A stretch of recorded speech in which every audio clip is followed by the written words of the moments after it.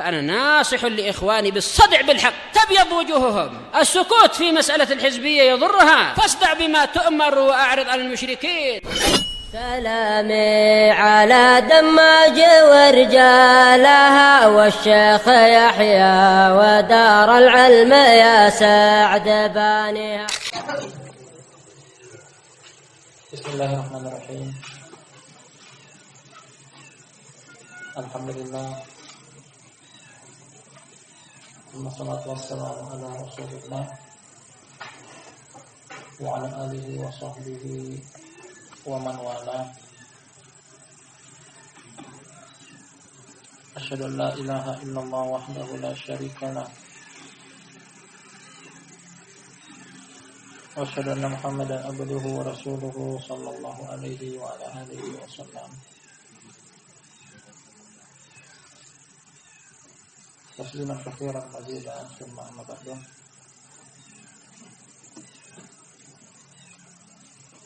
Hadirin dan hadirat jemaah salat Jumat, jemaah salat Maghrib, sambil menanti datangnya waktu salat Isya, seperti biasa rutinitas kita mengkaji kita di depan kita dari kitab Tauhid. Sebuah karya tulis dari Al-Imam Muhammad ibn Abdul Wahhab rahimahullahu ta'ala.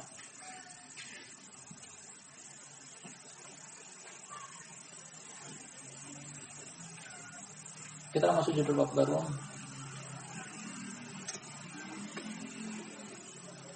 Kita menulis bab As-Saniyatu wal Khamsun, bab yang ke-52.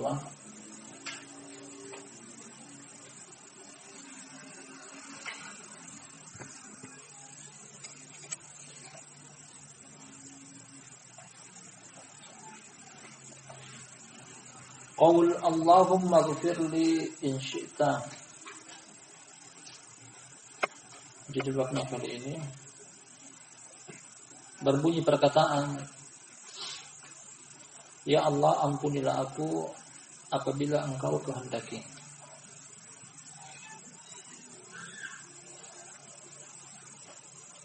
Ampunilah aku apabila Engkau kehendaki.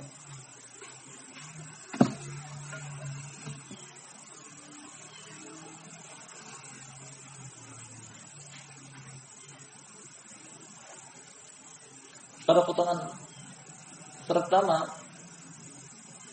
menunjukkan tentang ini adalah doa. Doa adalah ibadah kepada Allah Subhanahu wa taala.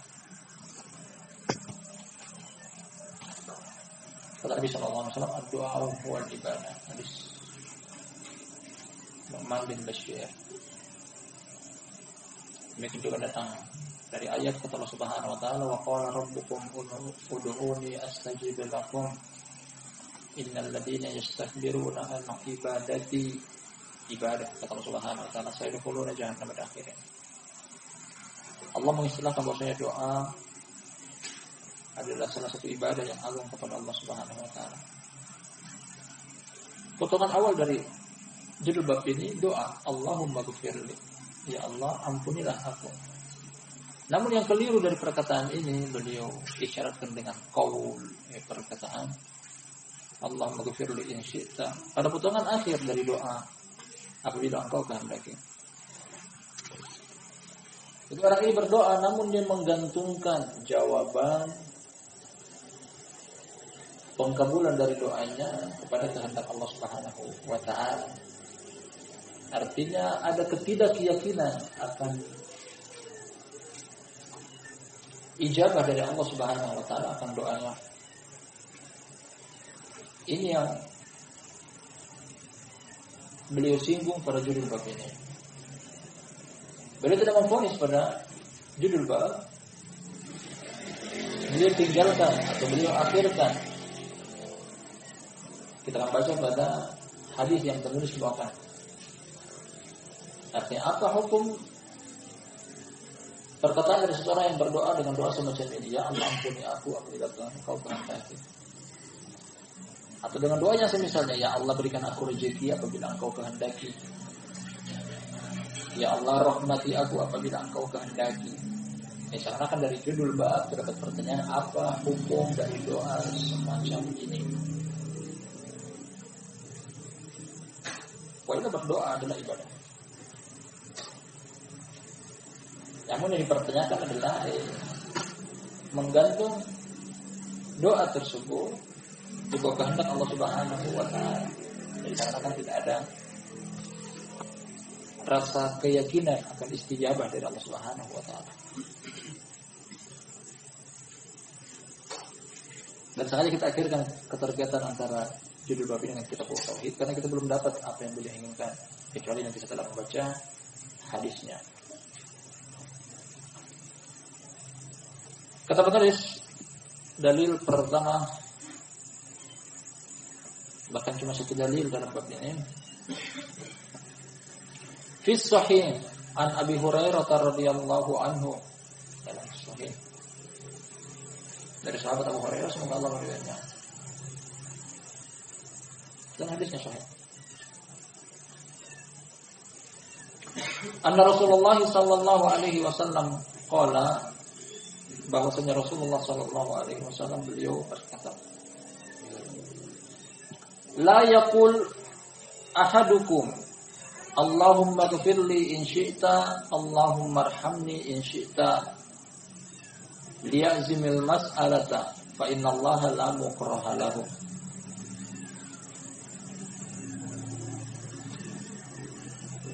Dari Abu Hurairah dalam Sahih hadis yang muttafaqun alaih, bahwasanya Rasulullah sallallahu alaihi wasallam beliau berkata, janganlah salah seorang di antara kalian mengatakan yakni di dalam berdoa, ya Allah ampunilah aku apabila Engkau kehendaki, ya Allah rahmatilah aku apabila Engkau kehendaki. Terdapat larangan di depan menunjukkan bahwasanya perbuatan ini tidak boleh. Mau berdoa silakan berdoa, namun jangan diikat dengan kehendak Allah Subhanahu wa taala. Larangan telah sabit dari beliau dengan potongan awal dari hadis ini. Kemudian apa alasannya boleh sebutkan di akhir hadis? Li'azimil mas'alah. Ya, apabila salah seorang dari kalian hendak meminta hajat, kebutuhan, masalah kepada Allah Subhanahu wa taala, hendaknya dengan pendirian, tekad bulat. Ya Allah ampuni aku. Ya Allah rahmati aku. Tanpa perlu menggantung dengan apa yang Engkau kehendaki. Karena kenapa? Fa innallaha la mukrah lahu, karena Allah Subhanahu wa taala sungguh tidak ada yang bisa memaksa dia. Tidak ada yang memaksa. Jangan juga istijal. Jangan juga tergesa-gesa ketika mengharap ijabah doa kita. Hal ini pun termasuk menyelisih etika dalam berdoa atau adab dalam berdoa. Kata Nabi SAW, "Idza da'a ahadukumullah fala yastajil." Apabila salah seorang di antara kalian berdoa kepada Allah, jangan tergesa-gesa untuk meminta terkabulnya doa dia. Seakan-akan ada paksaan kepada Allah, ya Allah, berikan aku apa yang aku minta sekarang juga.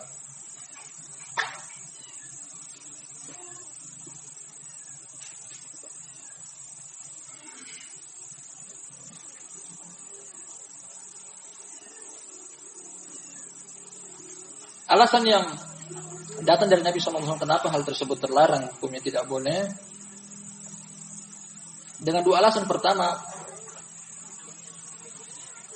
hendaknya ketika berdoa ma'al azm, dengan pendirian, yakin bahwasanya Allah mengabulkan doa tersebut tanpa perlu mengikat dengan kehendak. Kan ini Allah janjikan di dalam Al-Qur'an. Kata Allah Subhanahu wa taala, "Idza sa'alaka 'ibadi 'anni fa inni qarib ujibu da'watad da'i idza da'a." Apabila hambaku bertanya kepada engkau tentang aku, katakanlah bahwasanya aku, ya Allah Subhanahu wa taala, qarib, maha dekat. Kedekatan Allah Subhanahu wa taala tersebut membuahkan ujibu da'watad da'i idza da'a. Aku mengabulkan doa bagi orang yang berdoa kepadaku.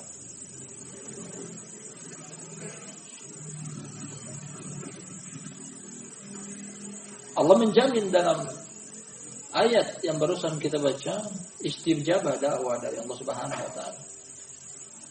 Demikian lagi janji dari Allah Subhanahu wa taala bahwasanya setiap orang berdoa Allah akan kabulkan. Wa qala rabbukum ud'uuni astajib lakum. Rabb kalian berkata kepada kalian, berdoalah kepadaku, pasti aku akan menjawabnya. Janji dari Allah, Allah pasti mengabulkan doa. Makanya jangan diikat dengan kehendak Allah semacam ini. Seakan-akan tidak ada rasa yakin dengan janji akan dikabulkan doa oleh Allah Subhanahu wa taala. Wali muslimin, riwayat Muslim, lanjutkan dari hadis yang di atas. Wal yu'dhimir raqbata fa inna Allah la yata'adhamu syai'un a'ta. Fa inna Allah la yata'adhamu syai'un a'ta.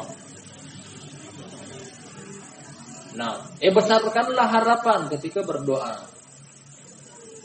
Hendaknya menggantung harapan yang besar dan tinggi. Tersangka baik kepada Allah bahwasanya Allah akan menjawab doa tersebut. Maka ini termasuk adab dan etika awal ketika berdoa, yakin Allah pasti menjawab. Untuk apa kita berdoa kepada Allah Subhanahu wa taala kalau kita sendiri tidak yakin bahwasanya Allah bisa mengabulkannya? Sama dengan kita butuh sesuatu pada seseorang, kita yakin bahwasanya dia bisa mengabulkan permintaan kita tersebut, makanya kita minta kepada dia bukan kepada orang lain. Kalau masih ragu dengan permintaan, kalau masih ragu bahwasanya orang tersebut bisa mengabulkan permintaan kita, jangan minta kepada dia. Sama dengan Allah Subhanahu wa taala. Hendaknya menggantung harapan dengan harapan yang besar, berpersangka baik kepada Allah, Allah akan mengabulkan. Fa inna Allah la yata'adhamu syai'un ata, karena sesungguhnya Allah Subhanahu wa taala tidak ada merasa berat sedikit pun akan apa yang Dia berikan. Ketika Allah berikan sesuatu bukan berarti mengurangi kerajaan Allah Subhanahu wa taala.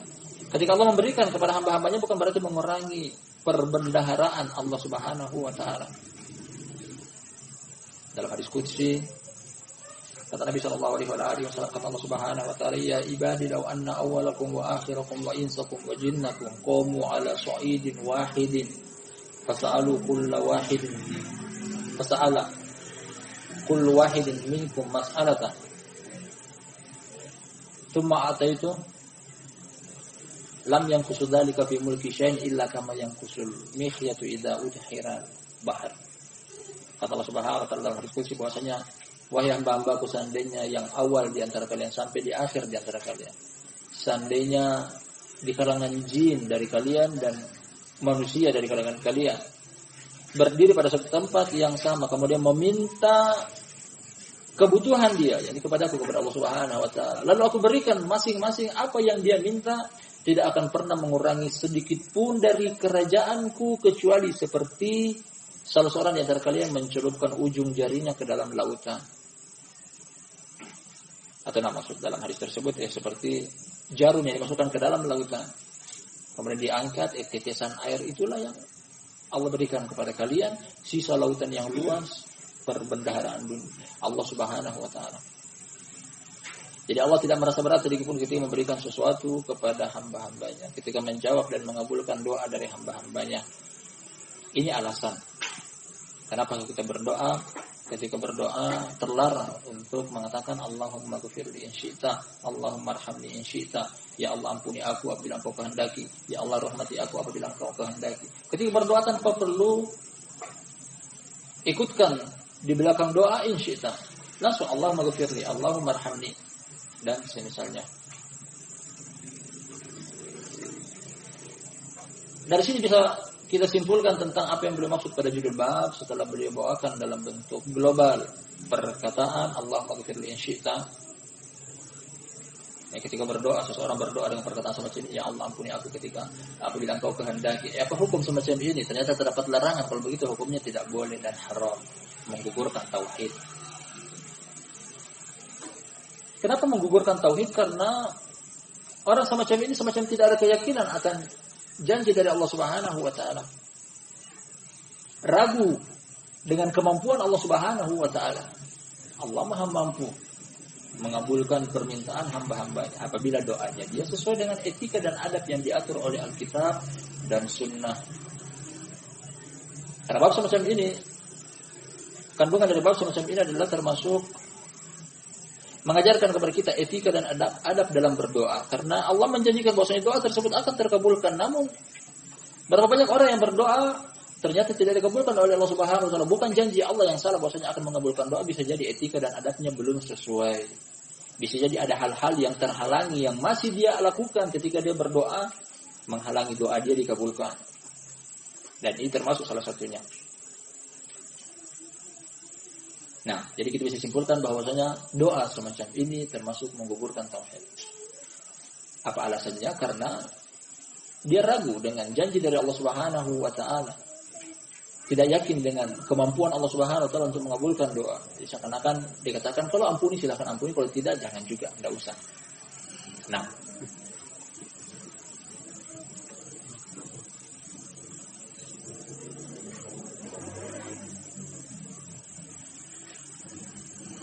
dan alasannya telah kita dapati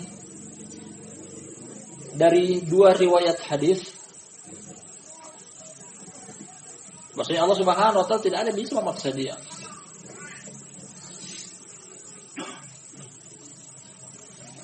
Datang ayat dari Al-Qur'anul Karim kata Allah Subhanahu wa taala, la yus'alu amma yaf'alu wa hum yus'alun. Allah tidak ditanya kenapa Allah melakukan hal tersebut, tapi kita yang ditanya kenapa kita melakukan hal itu.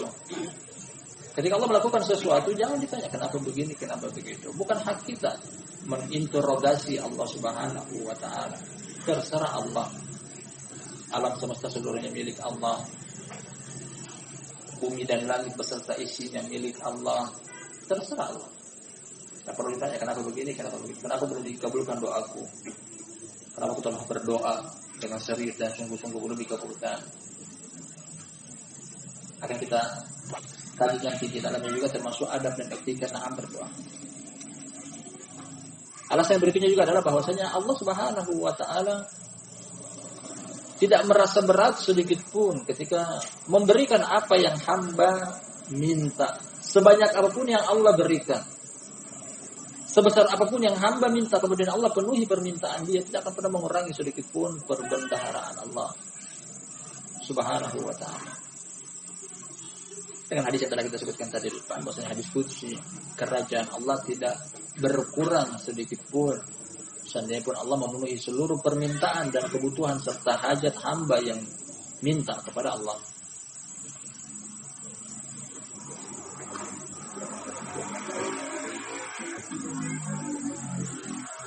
Dari sisi tauhid, ini masuk dalam beberapa tauhid. Jenis tauhid pertama rububiyah. Allah Subhanahu wa taala memiliki sifat rububiyah qadir. Allah Maha mampu. Berdoa dengan metode doa semacam ini meragukan tentang kemampuan Allah Subhanahu wa taala. Jadi termasuk mencoreng tauhid rububiyah.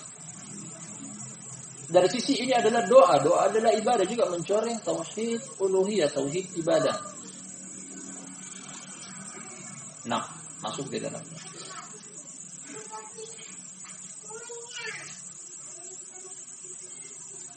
Kita akan baca masail, ada 5 masail yang diletakkan dalam bab ini. 1 judul bab, teruskan 1 landasan hukum. Fihi masail. Di dalam bab ini terdapat masail.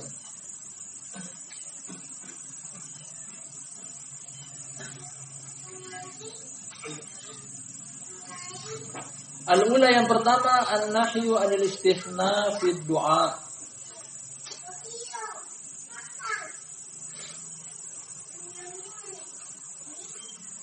Yang pertama adalah larangan untuk mengecualikan, menggantung dengan lafaz insyita dalam berdoa. Larangan. Perlu kita ketahui bersama bahwasanya larangan ketika datang dari Allah, ketika datang dari Rasul sallallahu alaihi wasallam. Makna yang pertama terbetik dari larangan tersebut adalah entah itu keharaman atau kemakruhan. Tidak pindah ke makruh kecuali ada musawwig. Artinya kalau begitu hukum asalnya adalah haram. Bukannya dia mendapat pahala dari berdoa dia, malah melakukan sesuatu yang haram, terlarang. Karena ragu akan janji dari Allah Subhanahu wa taala menggugurkan tauhid. Makanya kan dari Umar bin Khattab radhiyallahu anhu perkataan dia bahwasanya aku tidak, ketika aku berdoa, ya aku harapkan adalah bukan jawaban dari Allah Subhanahu wa taala mengabulkan doaku, namun yang aku minta adalah agar aku bisa terus berdoa. Karena aku tidak ragu tentang jaminan jawaban dari Allah Subhanahu wa taala. Quran apa Allah menjanjikan di dalam Al-Qur'an? Qala rabbukum ud'uuni astajib lakum.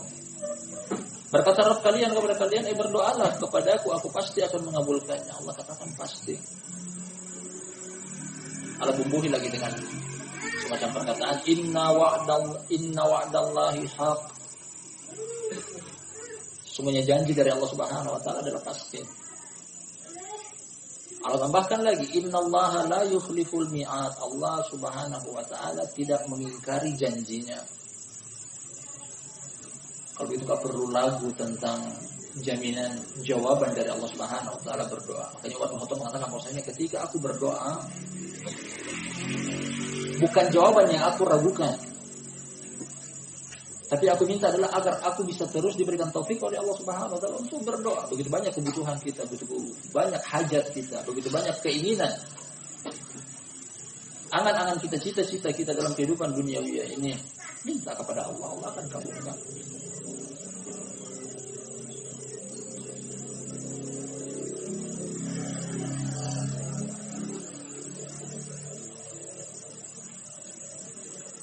Namun ketika kita minta tanpa perlu dengan lafaz-lafaz semacam ini, ya Allah ampuni aku bila Engkau kehendaki, ya Allah rahmati aku bila Engkau kehendaki, ya Allah berikan aku rezeki bila Engkau kehendaki, ya Allah selamatkan aku dari musibah bila Engkau kehendaki. Artinya kalau Allah tidak kehendaki berarti engkau akan tertimpa musibah.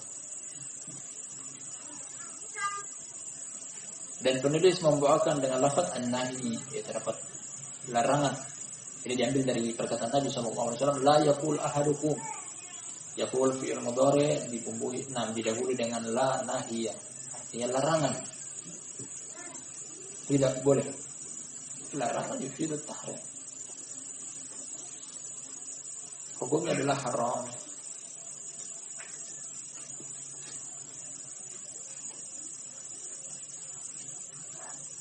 Kalau begitu silakan berdoa, tanpa perlu menggantungkan dengan istitsna semacam ini. Silakan berdoa, kemudian tunggu jawaban dari Allah Subhanahu wa taala. Lagian barakallahu fikum, seseorang yang berdoa kepada Allah Subhanahu wa taala berarti dia telah beribadah kepada Allah Subhanahu wa taala dan tidak ada kerugian sedikit pun. Orang yang berdoa tidak rugi. Karena dia berbolak-balik pada 3 hal yang merupakan kebaikan seluruhnya. Al-Imam Ibnu Qayyim rahimahullah menyebutkan bahwasanya seseorang yang berdoa dia berbolak-balik pada salah satu dari 3 kemungkinan. Apa 3 kemungkinan tersebut? Yang paling pertama adalah Allah kabulkan doa dia dan ini yang dia minta.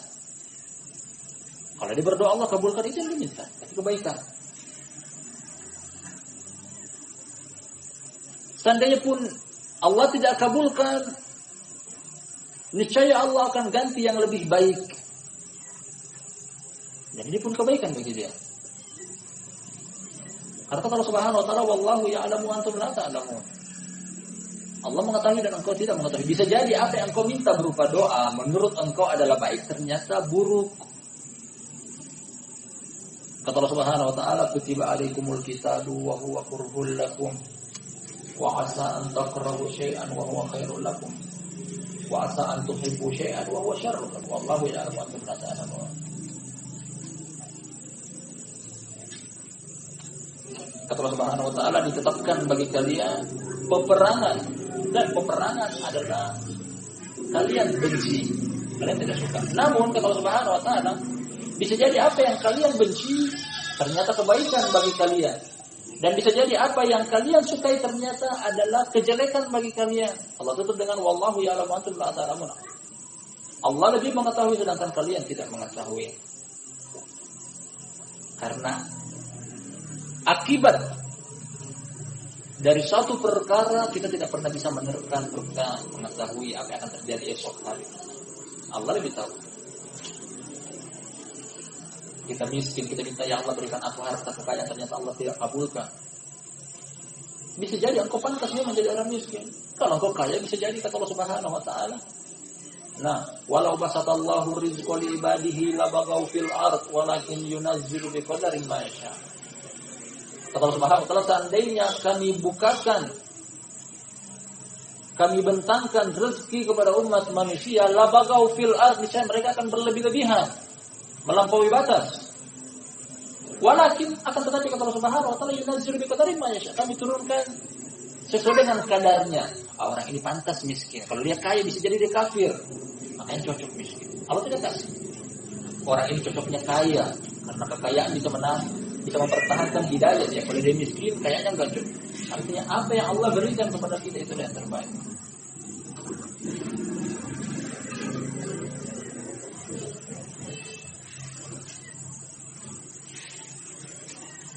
Atau kemungkinan yang ketiga. Dari kemungkinan yang pertama adalah ketika Allah kabulkan, itu yang kita inginkan dalam berdoa. Kemungkinan yang kedua, kalau Allah tidak kabulkan, Allah akan ganti dengan yang lebih baik. Atau yang ketiga adalah Allah tidak kabulkan di kehidupan dunia, namun Allah sisakan pahala di kehidupan akhirat. Karena biar bagaimanapun kita yakini bahwasanya doa adalah ibadah. Setiap ibadah Allah akan berikan ganjaran. Kalau tidak di dunia, akan ada ganjaran di kehidupan akhirat. Jadi orang yang berdoa berbolak-balik pada 3 kebaikan, tidak ada ruginya. Silahkan berdoa apapun yang kita inginkan, minta kepada Allah. Allah sangat cinta, Allah sangat senang, Allah sangat suka ketika kita meminta kepada Allah Subhanahu wa taala. Kalau kita minta kepada orang lain, jangan. Allah benci. Allah enggak suka.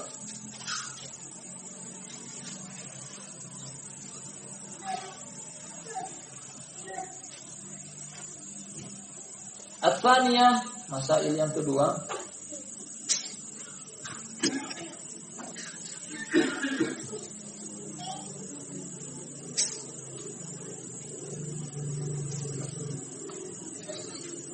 Bayanul illati fi dzalik, penjelasan tentang alasan dalam hal itu. Kenapa ketika berdoa tidak boleh untuk menggantungkan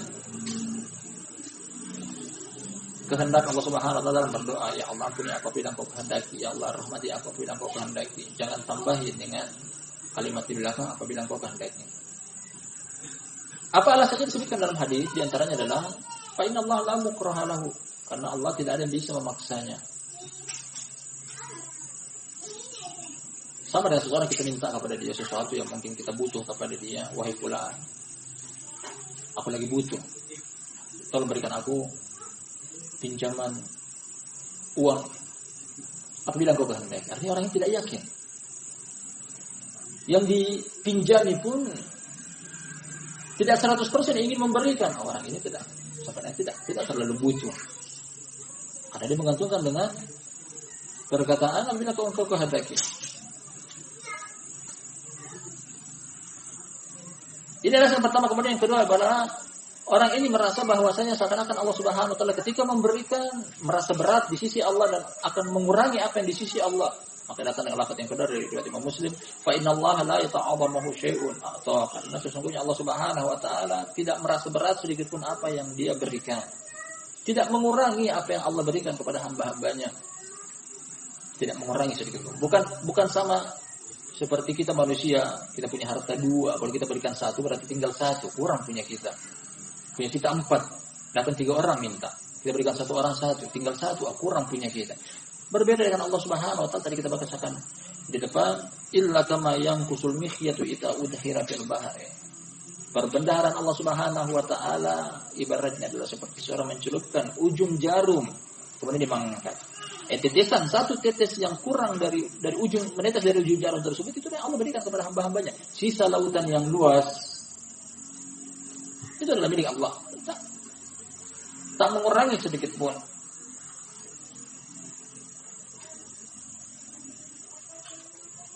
Alasannya juga telah kita sebutkan tadi di depan, bahwa orang ini semacam tidak yakin dengan janji dari Allah Subhanahu wa taala. Masih ada keraguan dalam diri, Allah akan kabulkan atau tidak? Ya kayaknya tidak. Nah, bisa jadi iya. Dia taraddud dalam doa, ragu dan tidak yakin, bimbang. Dan ini termasuk mencoreng tauhid. Inilah alasannya kenapa beliau masukkan dalam kitab tauhid, karena orang ini tidak yakin dengan doa yang dia panjatkan kepada Allah Subhanahu wa taala, Allah akan kabulkan atau tidak.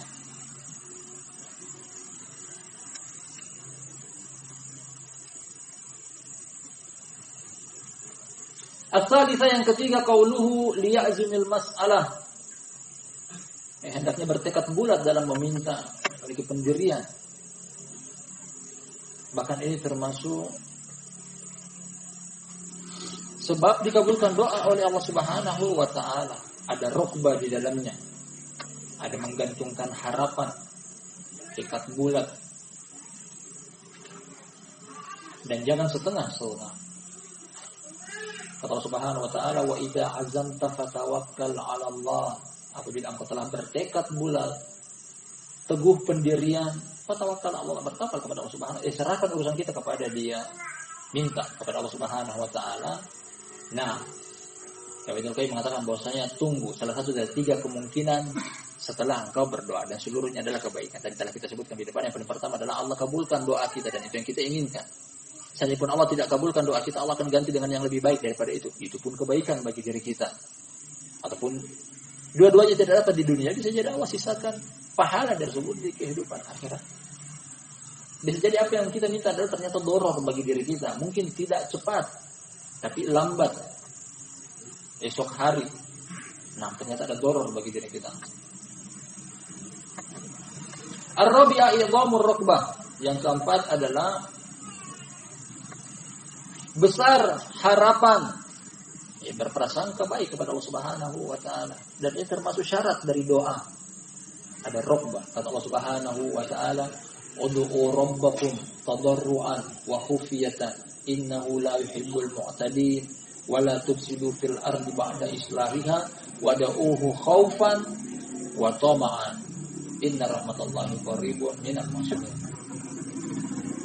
Wada'uhu khaufan wa tama'an. Berdoa kepada Allah Subhanahu wa taala dengan rasa pertama khauf, takut tidak dikabulkan oleh Allah Subhanahu wa taala, wa tama'an, dan mengharap harapan besar bahwasanya ketika kita berdoa mudah-mudahan Allah kabulkan dan itu yang kita inginkan.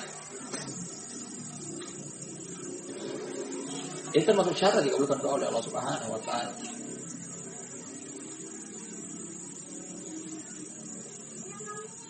Bahkan hendaknya seorang mukmin yang beriman kepada Allah Subhanahu wa taala kemudian mentauhidkannya dengan 3 tauhid sekaligus, rububiyah, uluhiyah, dan asma wa sifat. Tidak pernah ragu dengan doa yang dipanjatkan kepada Allah, Allah akan mengabulkannya. Meskipun dari sisi yang dia tidak sangka-sangka. Bisa jadi Allah kabulkan, namun bukan dengan apa yang dia inginkan, tapi apa yang Allah Subhanahu wa taala kehendaki bagi diri dia, apa yang Allah inginkan.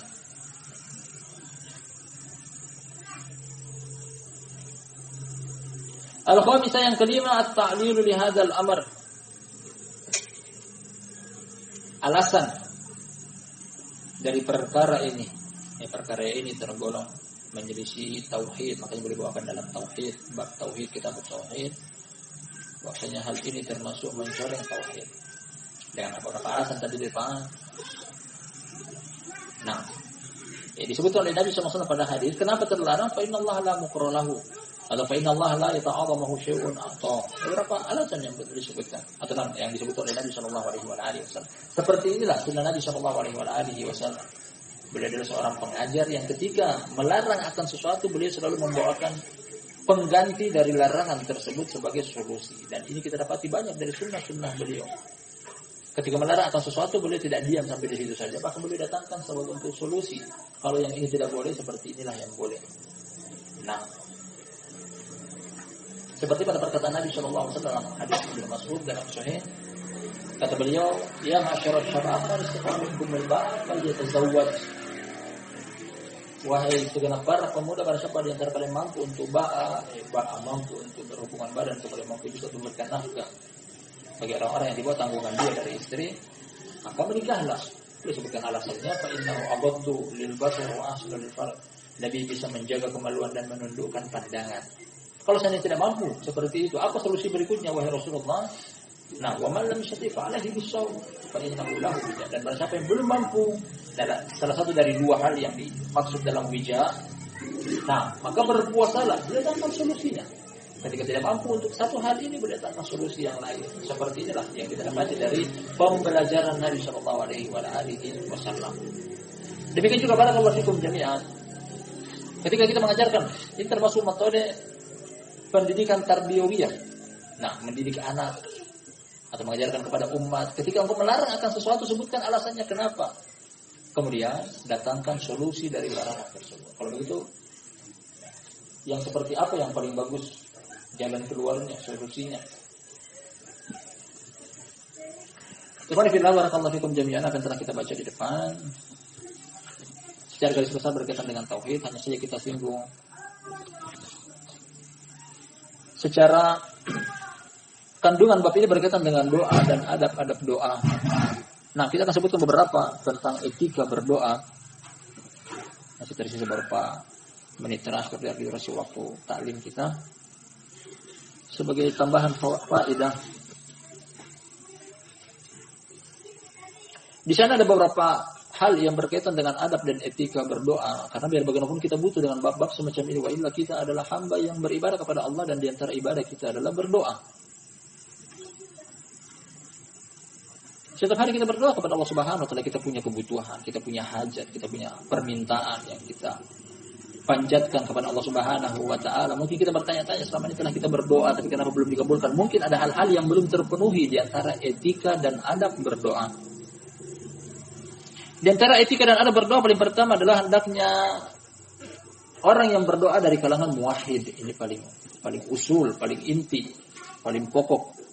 Nanti orang musyrik, orang kafir, doa mereka tidak akan pernah dikabulkan oleh Allah Subhanahu wa taala. Kata Allah Subhanahu wa taala, "Walladzina yad'una min dunihi la yastajibuna lahum bi syai'in illa kabasiti kaffaihi ilal ma'i liyablugha fah wa ma huwa bibalighi wa ma du'aul kafirina illa fi dhalal." Nah, tidaklah doa orang-orang kafir kecuali dalam kesesatan. Artinya Allah menafikan orang kafir berdoa tidak akan pernah diterima oleh Allah Subhanahu wa taala. Apalagi doa mereka minta bukan kepada Allah tapi minta kepada sesembahan mereka. Allah katakan orang-orang kafir ketika mereka berdoa kepada selain Allah, ibaratnya seperti kabasiti kaffaihi ilal ma'i liyablugha fa, orang yang mengangkat air dengan telapak tangan yang terbuka lebar untuk mengangkat sampai ke mulutnya. Nah, wa ma huwa bibaligh, tidak akan pernah sampai ke mulutnya. Ibaratnya orang yang berdoa seperti itu. Dia ingin minum dan menggunakan perantara kedua telapak tangannya, tapi dalam keadaan terbentang, diangkat air. Ingin sampaikan ke mulutnya. Tidak ada yang tersisa sedikit pun. Seperti itulah doa orang-orang kafir tidak akan pernah dikabulkan oleh Allah Subhanahu wa taala. Ini pertama, bahwasanya seorang yang berdoa hendaknya pertama memurnikan tauhid. Tauhid dulu dimurnikan. Kemudian yang kedua adalah, di sini beberapa hal yang disebutkan oleh Syekhul Islam memperhatikan tentang trik-trik berdoa. Di antaranya berdoa dengan perantara Asma'ullahil Husna, nama-nama Allah Subhanahu wa taala al-husna. Ini termasuk tawassul yang diperbolehkan, bahkan disyariatkan. Seperti sebagian orang di kehidupan dunia, ketika kita ingin minta sesuatu pada diri dia, kita awalnya memuji orang tersebut, bahwasanya engkau adalah orang yang kaya, dermawan. Nah, di balik itu ada maunya, engkau dermawan, bagi-bagikan harta engkau kepada fakir miskin. Sama Allah Subhanahu wa taala juga pun senang untuk dipuji. Makanya sebelum kita berdoa, puji dulu Allah Subhanahu wa taala. Allah dipuji setinggi langit. Sebutkan nama-nama Allah Subhanahu wa taala al-husna, sifat-sifat Allah Subhanahu wa taala al-ula yang maha tinggi. Nah, sebagian orang ketika berdoa, ya Allah berikan aku ini, berikan aku itu, tiba-tiba langsung berdoa minta, tidak memuji Allah, tidak memuja Allah. Ini termasuk trik agar doa kita dikabulkan. Paling pertama adalah puji dulu Allah Subhanahu wa taala, karena Allah adalah zat yang paling senang dipuji dan Allah adalah zat yang pantas untuk dipuji. Setelah memuji Allah Subhanahu wa taala, kemudian trik yang berikutnya adalah bersolawat kepada Nabi sallallahu alaihi wasallam. Dari bagaimanapun beliau adalah orang yang dengan perantaranya kita mengenal bagaimana caranya beribadah kepada Allah Subhanahu wa taala. Ini adab-adabnya dalam berdoa. Setelah memuji Allah, kemudian bersolawat kepada Nabi sallallahu alaihi wasallam. Kemudian perhatikan yang berikutnya lagi, trik yang berikutnya bukan dengan serta-merta langsung berdoa meminta kepada Allah, namun berikutnya adalah merendah diri. Merendah diri dulu. Ya Allah, aku adalah zat yang Aku adalah hamba yang fakir, yang miskin, butuh kepada Engkau. Butuh kepada petunjuk dan bimbingan Engkau, butuh kepada pemberian Engkau. Menyebutkan dosa-dosa, kesalahan. Perhatikan ketika Nabi Dhannun Yunus alaihissalam, dia meminta untuk selamatkan dari dalam perut ikan paus. Sebelum dia berdoa, dia menyebutkan tentang kesalahan dan kekeliruan dia. Allahumma la ilaha illa anta subhanak inni kuntu minadh dhalimin. Menyebutkan, ya Allah, aku dahulunya orang-orang yang melakukan kedzaliman, banyak mendolimi diriku, aku punya dosa. Nah, ini dulu. Jadi urutannya adalah memuji Allah Subhanahu wa taala, kemudian berikutnya bersalawat kepada Nabi sallallahu alaihi wasallam, kemudian berikutnya adalah merendah diri di hadapan Allah Subhanahu wa taala. Kata Allah, ud'u rabbakum tadarruan wa khufiyah. Berdoalah kepada Rabb kalian dalam keadaan tadarru, merendah diri. Jangan minta dengan kamu, ya Allah berikan aku, dalam keadaan sombong. Bagaimana Allah akan berikan? Nah, merendah diri. Tampilkan bahwasanya kita adalah hamba yang banyak dosa, banyak kekeliruan, banyak kesalahan, butuh uluran tangan dari Allah Subhanahu wa taala. Baru kemudian masuk pada inti yang berikutnya adalah berdoa. Hajat, sebutkan kebutuhan kita. Nah, seperti ini adab-adabnya dalam berdoa. Ada berdoa yang lainnya adalah menghadap ke arah kiblat. Adapun landasan hukumnya adalah Nabi SAW ketika berdoa bermunajat kepada Rabb-Nya untuk dimenangkan di perang Uhud. Bukan perang Uhud, perang Badar maksud kami. Perang Badar, beliau berdoa kepada Allah Subhanahu, Allahumma anjis ma wa'adtani, ya Allah kabulkanlah apa yang Engkau janjikan kepadaku. Allahumma hazimil ahzab. Nah, menzilis sahab. Beliau berdoa sambil menghadap ke arah kiblat, dan ini termasuk adab dan etika kita mengharap istijabah dari Allah Subhanahu wa taala. Yang berikutnya adalah adab berdoa mengangkat tangan. Mengangkat tangan. Hadisnya datang dari Salman Al-Farisi radhiyallahu anhu. Kata Nabi sallallahu alaihi wasallam, "Innallaha hayyun karim. Innallaha yastahi min 'abdihi idza da'ahu wa rafa'a yadayhi ay yaruddahu sifran." Allah Subhanahu wa taala adalah zat yang maha pemalu dan maha mulia. Dan Allah malu ketika seorang hamba meminta kepadanya dalam keadaan mengangkat kedua tangannya dan dikembalikan dalam keadaan kosong. Allah malu mengembalikan kedua tangan hamba ketika diminta dalam keadaan kosong. Jadi sunahkan untuk ketika berdoa dan adab-adab untuk diistijabah adalah mengangkat tangan. Nah, mengangkat tangan. Kemudian fawaid dari Syekh Ibnu Utsaimin rahmatullahi alaihi beliau mengatakan bahwasanya adab dalam berdoa ketika berdoa adalah digabungkan antara kedua telapak tangan, bukan dibentangkan. Sama seperti misalnya ada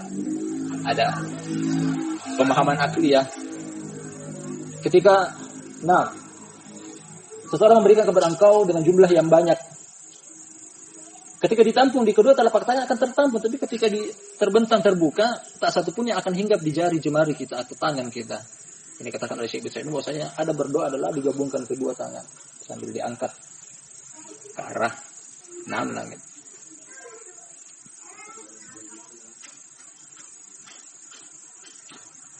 Bukan doa Nabi Musa, doa Nabi SAW ketika istisqa di atas mimbar, kemudian beliau berdoa. Dalam riwayat menyebutkan bahwasanya beliau mengangkat telapak tangannya menghadap ke arah bawah. Ungkapan tentang bahwasanya ini yang diminta adalah turun hujan.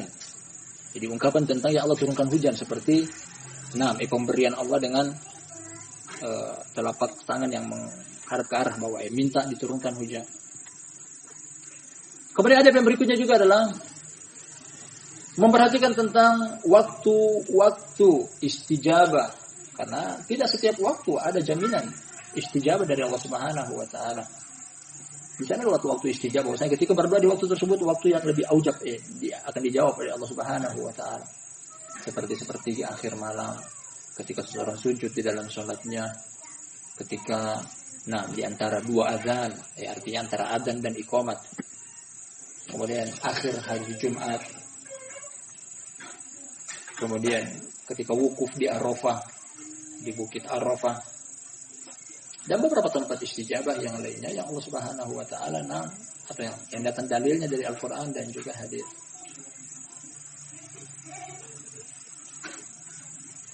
Kemudian ada hal-hal yang barakallahu fikum atau barusan kita sebutkan adalah hal-hal yang hendaknya didatangkan sebelum kita berdoa. Ada hal-hal yang hendaknya jangan kita lakukan ketika berdoa. Karena ini termasuk hal-hal yang menghalangi terkabulnya doa. Di antara adalah seperti apa yang ditunjuki dalam bab ini.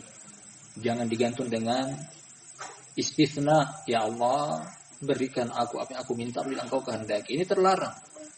Nah, kemudian terlarang juga berikutnya adalah ketika saya memakan makanan, meminum minuman atau menggunakan pakaian yang ternyata datang dari jalur yang haram. Dari jalur yang haram. Hadisnya masyhur, kata Nabi sallallahu alaihi wasallam, kata Nabi sallallahu alaihi wasallam, "Tsumma yadhkuru ar-rajulu yutilu safar ash'atha akbar yamuddu yadayhi ila sama yaqul ya rabbi ya rabbi wa mat'amuhu haram wa mashrabuhu haram wa ghuddiya wa malbasuhu haram wa ghuddiya bil haram fa ana istajabu lah." Dan dia tersebut disebutkan bahwasanya ada orang yang dia sebenarnya memenuhi persyaratan akan dikabulkan doanya, seperti orang yang dalam keadaan safar, kemudian dalam keadaan merendah diri, kemudian menggunakan nama Allah ya Rabbi ya Rabbi, ya mudiyadahi ila sama, mengangkat kedua tangannya ke arah langit, ya berdoa, hendaknya nah ini termasuk syarat-syarat dipenuhi. Namun ternyata makanan dia haram, minuman dia haram, pakaian yang dia kepakaikan juga adalah haram. Bagaimana mungkin terkabulkan oleh Allah Subhanahu wa taala? Ini termasuk hal-hal yang menghalangi terkabulnya doa. Jadi bisa jadi apa yang selama ini kita berdoa kepada Allah Subhanahu wa taala tidak terkabulkan. Nah, introspeksi diri, jangan sampai ada hal-hal semacam ini yang menghalangi doa kita dikabulkan oleh Allah Subhanahu wa taala. Waliyadzubillah, makanan haram, minuman haram, pakaian juga haram. Nah, ini merupakan adab dan etika atau yang barusan kita sebutkan di antara yang datang dalil tentang etika dalam berdoa. Nah, sekaligus penutup dari kajian kita pada pertemuan kita di malam hari yang berbahagia ini. Nah, mudah-mudahan apa yang kita kaji pada pertemuan kita malam hari bermanfaat, lebih dan kurang yang mohon dimaafkan. Al-ilmu indallah, kita akhiri. Subhanakallahumma wa bihamdika asyhadu an la ilaha illa anta astaghfiruka wa atubu ilaik.